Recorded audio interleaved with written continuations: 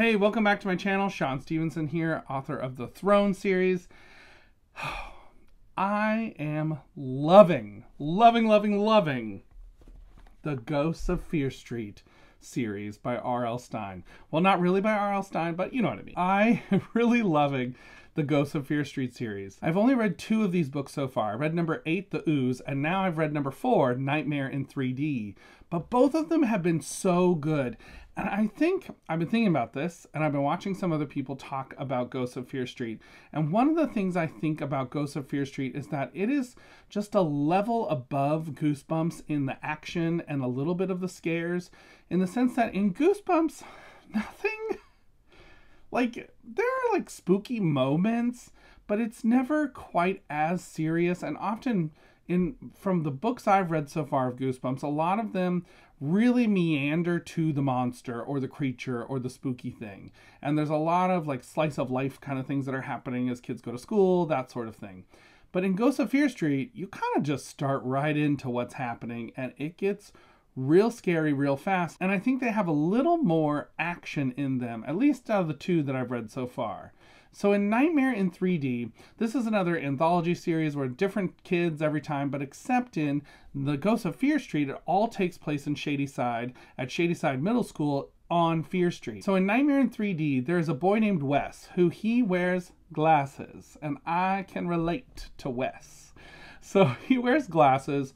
He gets made fun of by some kids for wearing glasses. His glasses get stolen from him. Why are these far-reaching experiences for a lot of glasses wearers? I do not know, but I do not appreciate it, being reminded of that. But anyway, so this kid, he wears glasses, and everyone is all raging about stereograms. So stereograms are those magic eye kind of 3D images that you have to sort of squint at and like kind of cross your eyes to see the image pop out from the kind of what looks like just an abstract design. And so he cannot see them, and he tries and he tries and he tries, cannot see them. And finally he's so frustrated because there are these 2 bullies at school who make fun of him for it. So he stops off at the kind of creepy 5 and dime store because they are having a contest to see if anyone can find what the mysterious picture is in the stereogram. So he buys one, takes it home, and goes to work at trying to see this thing. And it's just going and going and going. He can't see it. He's trying to see it. He can't see what it is until finally he takes off his glasses, and that's when he sees the thing in the stereogram. And it wants to get out. It's trying to get out of the stereogram, and Wes does not know what to do. This book, it goes from there.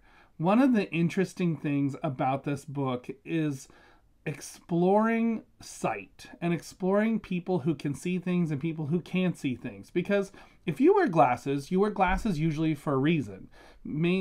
I guess some people wear them for fashion, but that's still a reason to wear them. But people who wear glasses because we have to, because we can't see without them, it is difficult to see. Like, it is blurry. If you don't wear glasses, I know you can't understand our pain, but that's okay. I will help you to understand a little bit. It really is blurry. Everything can be a little blurry, and for some people it's more blurry than others. And when I take off my glasses, it's blurry off in the distance, so it's hard to see. So this kid, he has lived with glasses all his life. He can't see far away. And so now here's something else he can't see, the stereograms. And he's trying and trying and trying. Everyone else can see it, but he can't. So it's like one more way that he is really ostracized from everybody else and different from everyone else. But then when he finally does see what's in the stereogram, that is when he's the only one who can see it. And I thought that was such an interesting twist for someone who's feeling ostracized, feeling out on the edge, and is being made fun of for his glasses, is now the only one who can see the very real threat that is after all of them, because this threat is coming for them all. And I loved this. This book has some just downright intense scenes all throughout the school. There are moments in his house that were terrifying as this creature is trying to get them because the creature is hungry and is after them. And as it causes just pandemonium at the school, I thought this is where Goosebumps probably wouldn't go here, where there really is mass chaos happening in a place because of a spooky thing that is going on. And so everyone is trying to figure out, like, what's happening? Like, why are people being bitten or being, like, sliced or being, like, seemed to be drooled on, different things like this. And so the kids are trying to stop this creature. And I love to, later on, they try to stop this thing through one idea, and it backfires. For a minute, you think it's going to work, and then it totally backfires, and that's all I will say about it. This book also had a great kind of twist ending that I thought that would have been even more terrifying if that was the rest of this book, and I would not want to see that. So it was a great twist ending, I thought, that I was thinking, oh, that's genius, love it. So along the way, Wes, he really doesn't have a lot of character growth. The main things he's learning is, like, he has to be the one to see the thing that no one else can see.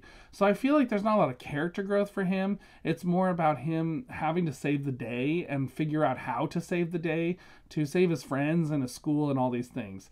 One of the other interesting things that I found in this book was the kids in this book actually decide to go talk to an adult who has information that might be able to help them. And I feel like that is actually a very rare thing in middle grade books. A lot of times kids don't ask adults for help, and I understand what's going on. So what's happening in this situation is you have authors who are thinking, well, if I have adults involved in this situation, they're just going to stop the kids from doing whatever they're doing, or they're going to step in and do the things that I want the kids to have to go through because of suspense and thrills and all that.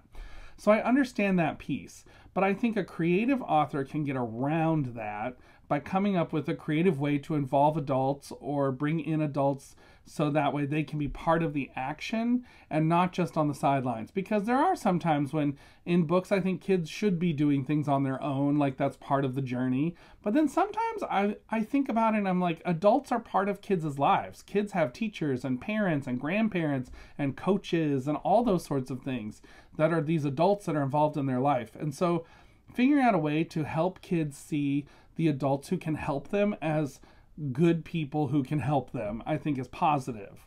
So in this book, the kids do try to go to an adult for help, and it does kind of backfire a little bit, and I'm not going to say anything else about that because this is a spoiler-free review.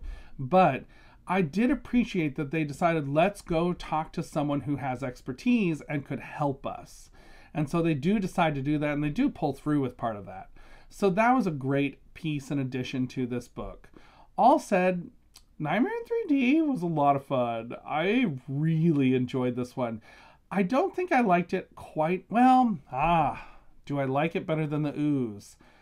I think I liked the Ooze a tiny bit better because I think it was a little scarier than Nightmare in 3D. But Nightmare in 3D had way better action scenes than the Ooze did. So I think they're kind of even split at the end of the day. This book was written by Gloria Hatrick, not by R.L. Stine, because all the Ghosts of Fear Street books were ghost-written. Ghost-written Ghosts of Fear Street. So, this book was written by Gloria Hatrick, and she does a great job with this storyline. I thought it was excellent. So, at the end of the day, I would give Ghosts of Fear Street, Nightmare in 3D, 4.5 stars. I really, really enjoyed this one. I read it so fast, I couldn't stop reading. I just wanted to know what happened next and how they were going to solve this problem, because it really is a problem that I think seems very unsolvable. And definitely there are some great moments near the end that just make it, just the action keeps amping up, thing after thing after thing after thing. So Nightmare in 3D was a great book. I really enjoyed it. Have you read Ghosts of Fear Street books? Which one should I read next? The only other one I have is The Attack of the Aqua Apes. I think that's book number 3. So I definitely am going to read that because I want to. But what one should I be searching for? Because I am so enjoying these Ghosts of Fear Street books so far. Maybe a little more than Goosebumps? Don't come at me. It's okay. Anyways, until next time, everybody, check out this book, Nightmare in 3D, and keep reading. Bye.